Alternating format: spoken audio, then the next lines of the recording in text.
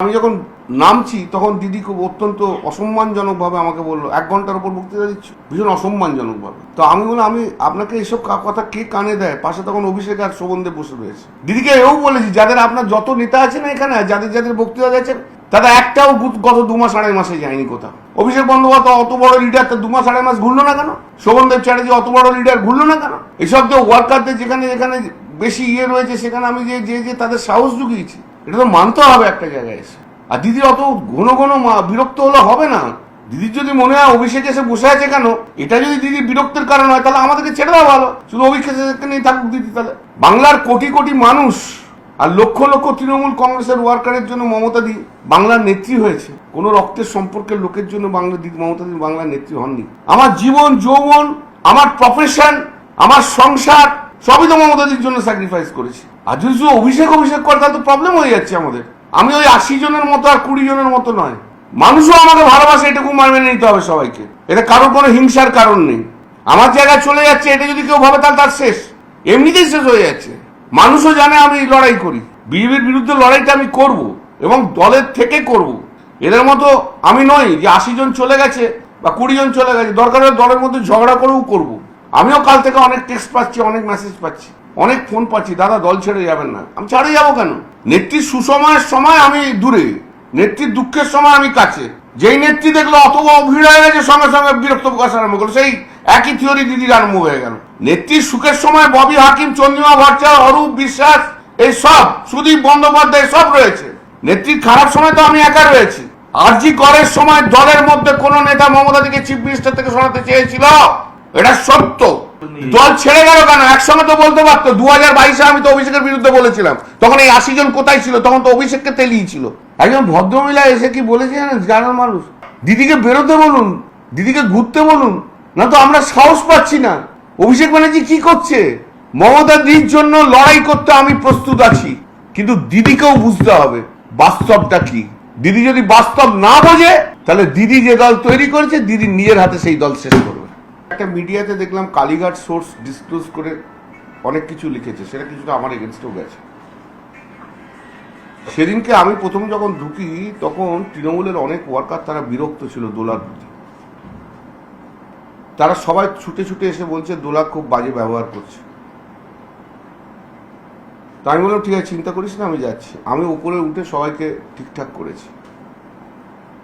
এরপর দেখেছেন মাঝে মাঝে আমি ভিড় কন্ট্রোল করার জন্য আমি বলেছি, আমার কথাও শুনেছি, হাইকোর্টের অর্ডার আছে, হাইকোর্টের অর্ডার অনুযায়ী মানতে হবে। কখনো আমি নিচেও নেমে গেছি, কাউকে ছাড়িয়ে করিনি। তারপর আমি এরপরে আসার পর দেখলাম বক্তৃতা শুরু হলো। তো বক্তৃতা দিল আমাদের প্রতিমা মণ্ডল, দিল আমাদের বীরবা হাঁসদা, কি নাম, হুমায়ুন কবির, আর কে একটা বক্তৃতা। আমি কুণালকে জিজ্ঞেস করলাম কে কে বক্তৃতা দিচ্ছে।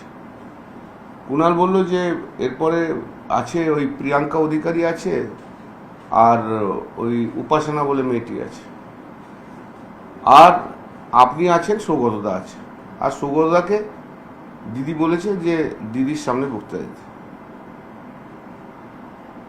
তো উপাসনা আর ইয়ে কি নাম প্রিয়াঙ্কা দুজনে ছিল না, অনেকক্ষণ ধরে ছিল না। তো ন্যাচারালি তখন স্পিকার লিস্ট, আমি বললাম মহুয়াকে দাও, মহুয়া আছে তো? বললো মহুয়ার নাম লিস্টে নেই। আমরা লিস্টে না থাকুক, মহুয়াকে একটু বলতে দাও, মহুয়াও খাটছে। বললো কুণাল বললো আমাকে, না লিস্টে না থাকলে আমি কাউকে কিছু বলতে দিতে পারবো না, দিদি নয়, দিদি এসে ডিসাইড করবে। তখন সব বক্তা প্রায় শেষ হয়ে এসছে। আমরা ঠিক আছে তাহলে আমাকে দাও। ঠিক তার আগে 12টা 41 নাগাদ আমি দিদিকে টেক্সট করলাম যে আপনি তাড়াতাড়ি আসুন। 12টা 45 নাগাদ দিদি আমাকে জানাচ্ছে বিজেপির লোকরা আটকে রেখেছে, যেতে পারছি না। 12টা 45, এবং তখন আমাকে বক্তৃতা দেওয়া করালো, বললো যে তাহলে বলো। তো আমি আবার শুরু করলাম। এবার আমি শুরু করার পরই কিছুক্ষণ পর অভিষেক এলো। তো অভিষেক আসার পর সারা মঞ্চ ঘুরে বেড়ালো, হাততালি কুড়ালো। তো আমাকে তো 5-7 মিনিট তো আটকে থাকতে হয়েছে, 5-7 মিনিট এখানে যাচ্ছে। একটা বক্তৃতা দেওয়ার সময় ওভাবে ঘুরতেও নেই, সেটাও একটা নর্মাল কাটছি। বক্তৃতা শেষ হয়ে গেলে ঘুরুক না। একটা যখন কেউ বক্তৃতা দিচ্ছে তার মধ্যে বক্তব্যের মধ্যে ডিস্টারবেন্স যেন না হয়। আমার পপুলারিটি কতটা সেটা দেখানোর জন্য তার তো সেই জায়গাটা তখন নয়, একটু পরে দেখাতে পারতো। 7 মিনিট আমি থেমে গেলাম, এরপর আবার শুরু করলাম, তারপর মমতা দিয়ে এলো, আর দিদিকে দেখার জন্য লোকজন হইচই করছে, ন্যাচারালি এটা খুবই স্বাভাবিক। আমাকে 5-7 মিনিট প্রায় বন্ধ করতে হলো। তা টোটাল কত হলো? 12 থেকে 13 মিনিট আমি বক্তৃতা বন্ধ রাখতে হয়েছে। 10-12 মিনিট যাই হোক, একটা বক্তৃতা বন্ধ রাখতে হয়েছে। এবার দিদি যখন বসলো, আমি জিজ্ঞেস করলাম, দিদি বলবো? আমি বলে হ্যাঁ তুমি বলো। তাই বলে শেষ করেছি।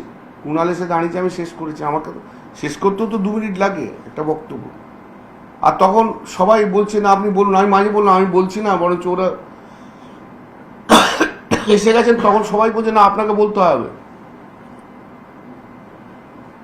এবার আমি যখন নামছি তখন দিদি খুব অত্যন্ত অসম্মানজনকভাবে আমাকে বললো, 1 ঘন্টার উপর বক্তৃতা দিচ্ছ, ভীষণ অসম্মানজনকভাবে। তো আমি বললাম আমি আপনাকে এসব কথা কে কানে দেয়? পাশে তখন অভিষেক আর শোভনদেব বসে রয়েছে। আমি উঠেছি 12:50, এখন বাজে 1:10। 1 ঘন্টাটা হলো কোথায়? 1:10-12, তার মধ্যে 10 মিনিট ওখানে চলে গেছে। না আরো অনেক বক্তা আছে, আমার কেউ তো আমার বলেনি যে লিস্টে তো কারো বক্তার নাম আমাকে কুণাল তো বলেইনি, তাহলে তো তারাই দিতে পারত। এইরকম ভাবে পাবলিক হিউম্যানিটি তো ভালো লাগে না দিনের পর দিন। দিদিকে এও বলেছি, যাদের আপনার যত নেতা আছে না এখানে, যাদের যাদের বক্তৃতা দিয়েছেন, তাদের একটাও গত 2 মাস 2.5 মাসে যায়নি কোথাও। অভিষেক বন্দ্যোপাধ্যায় অত বড় লিডার, তার 2 মাস 2.5 মাস ঘুরলো না কেন? শোভনদেব চ্যাটার্জি অত বড় লিডার, ঘুরলো না কেন? দিদির কথায় যারা অত বড় বড় লোক, তারা ঘুরলো না কেন? আমি তো ঘুরেছি সমস্ত রিস্ক নিয়ে। এসব যে ওয়ার্কারদের যেখানে যেখানে বেশি রয়েছে, সেখানে আমি যে তাদের সাহস জুগিয়েছি। এটা তো মানতে হবে একটা জায়গায় এসে। আর দিদির অত ঘন ঘন বিরক্ত হলে হবে না।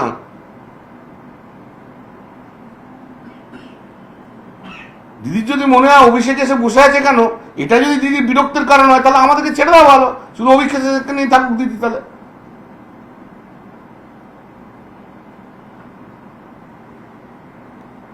বাংলার কোটি কোটি মানুষ আর লক্ষ লক্ষ তৃণমূল কংগ্রেসের ওয়ার্কারের জন্য মমতা দি বাংলার নেত্রী হয়েছে। কোন রক্তের সম্পর্কের লোকের জন্য মমতা দি বাংলার নেত্রী হননি। এবং সেই লড়াইয়ের দীর্ঘকালের সাথী আমি। ওখানে যারা ছিল তাদের মধ্যে শোভনদা আর আমি হচ্ছি ওল্ডেস্ট।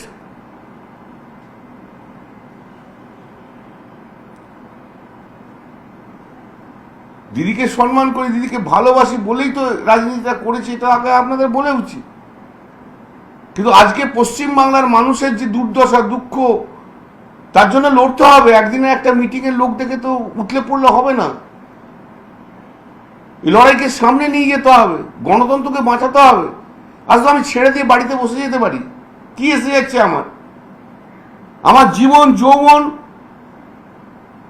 আমার প্রফেশন, আমার সংসার, সবই তো মমতাদির জন্য স্যাক্রিফাইস করেছি। আর যদি শুধু অভিষেক করে তাহলে তো প্রবলেম হয়ে যাচ্ছে আমাদের। আমি ওই 80 জনের মতো আর 20 জনের মতো নয়।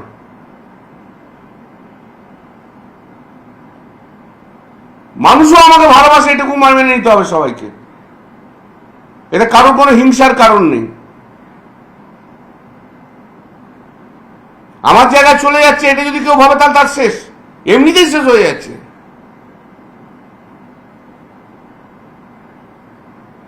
মানুষও জানে আমি লড়াই করি, বিজেপির বিরুদ্ধে লড়াইটা আমি করব এবং দলের থেকে করব। এদের মতো আমি নই যে 80 জন চলে গেছে বা 20 জন চলে গেছে, দরকার হলে দলের মধ্যে ঝগড়া করেও করব। আমিও কাল থেকে অনেক টেক্সট পাচ্ছি, অনেক মেসেজ পাচ্ছি, অনেক ফোন পাচ্ছি, দাদা দল ছেড়ে যাবেন না। আমি ছাড়ে যাবো কেন?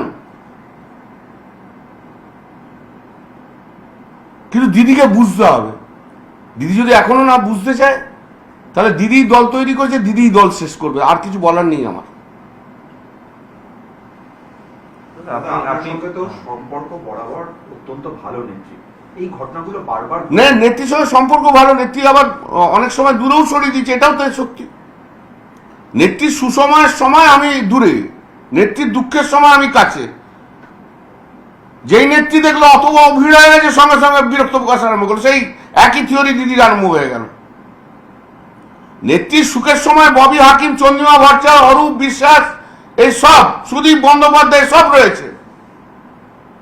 নেত্রীর খারাপ সময় তো আমি একা রয়েছি। আরজি করের সময় দলের মধ্যে কোন নেতা মমতা দিকে চিফ মিনিস্টার থেকে সরাতে চেয়েছিল? এটা সত্য, এটা বাস্তব। সে বাস্তবকে যদি না মানতে হয়, সেদিনকে আমি আর কুণাল দিদির পাশে ছিলাম, আর কেউ ছিল না। যে সরাতে চেয়েছিল সে কি এখন আছে? আপনাদের সঙ্গেই আছে? সে তুমি ধরে নাও, যা আছে আছে, তুমি বুঝে নাও। সব কথা তো আমাকে বলতে হবে এমন তো কোনো কথা বলার নেই। যাদের যা যে চিফ মিনিস্টার হওয়ার শখ ছিল, তারা দলের ভেতরে কেউ কি আপনার বিরুদ্ধে নেত্রীর কাছে প্রতি মুহূর্তে কিছু বলছে? আমাকে খুব একটা লোকে পছন্দ করে না, আমি জানি। কিন্তু আর সমস্ত রাজনৈতিক দল আমাকে পছন্দ করে।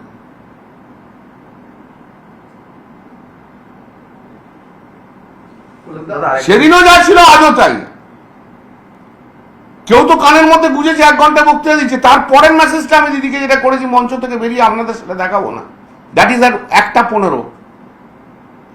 তাহলে 12:45 মেসেজ করেছি, তার 5 মিনিট পর বসছি। তারপরে আপনারা দেখেছেন দিদির সব তর্ক বিতর্ক হচ্ছে, তারপরের মেসেজটা হচ্ছে 1:15। তাহলে কতক্ষণ হলো? আর দিদি এমনি এমনি করে ঘড়ি দেখালেই হবে? 1 ঘন্টা ধরে বলছি, 1 ঘন্টা ধরে বলছি, মেনে নেবো আমি দিদিকে ভালোবাসি, দিদিকে শ্রদ্ধা করি, দিদির জন্য সবকিছু করতে রাজি আছি। কিন্তু দিদিকেও রিজনেবল হতে হবে।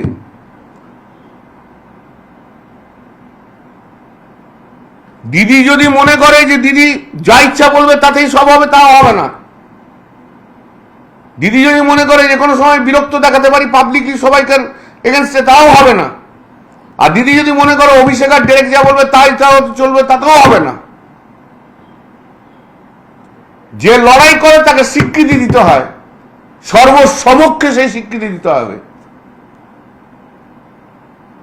দাদা, আপনি এইমাত্র বললেন যে আপনি প্রয়োজনে দলে থেকে ঝগড়া করবেন, যাই করবেন। এই তো ঝগড়া করছি আপনার সামনে দিয়ে। আপনি যে পয়েন্টটা তুললেন, এই পয়েন্টটাও কিন্তু যারা দল ছেড়ে চলে গেছে তারাও বলছে এই অভিষেকের জন্য। দল ছেড়ে গেল কেন? একসঙ্গে তো বলতে পারতো। 2022-এ আমি তো অভিষেকের বিরুদ্ধে বলেছিলাম, তখন এই 80 জন কোথায় ছিল? তখন তো অভিষেককে তেলিয়েছিল। 60 জন না 65 জন, এই 20 জন। একমাত্র কাকলি ছাড়া, আমি বলে দিচ্ছি আপনাকে, একমাত্র কাকলি ছাড়া সুখেন্দু শেখর রায় এটা প্ল্যান্টেড করেছিল যে চিফ হুইপ থেকে পদত্যাগ করাতে হবে 2022-এ। একমাত্র কাকলি ছাড়া। এটাও সত্য, কাকলি সেদিন আমার জন্য ছিল। আপনি যে কথাগুলো বললেন অত্যন্ত গুরুত্বপূর্ণ এবং সিরিয়াস। তার কারণ রাজ্যের প্রধান বিরোধী দল তৃণমূল কংগ্রেস, নেত্রী মমতা বন্দ্যোপাধ্যায়, তিনি যদি তার ধারণা, তার মত, তার চলার পথ না বদলান, তাহলে রাজ্যের রাজনীতি কোথায় গিয়ে দাঁড়াবে সেটা আমি জানি না। আগামী দিন মানুষ বিচার করবে। আমাকে একজন কি বলেছিলেন, আমি হরিণঘাটার দিয়ে যাচ্ছিলাম সেদিনকে, I was attacked by the BJP on that day. Alone I was there. একজন ভদ্রমহিলা এসে কি বলেছিলেন জানার মানুষ, দিদিকে বেরোতে বলুন, দিদিকে ঘুরতে বলুন, না তো আমরা সাহস পাচ্ছি না। অভিষেক ব্যানার্জি কি করছে? শুধু নিজের বাড়ি আর কালীঘাট করলে তো হবে না, বেরোতে হবে ভাই। ডিম খায়, লাঠি খায়, ঝুল যাই খায়, গালাগাল খায়, এটা তো রাজনীতির অঙ্গ। ঘরে বসে থাকলে তো হবে না।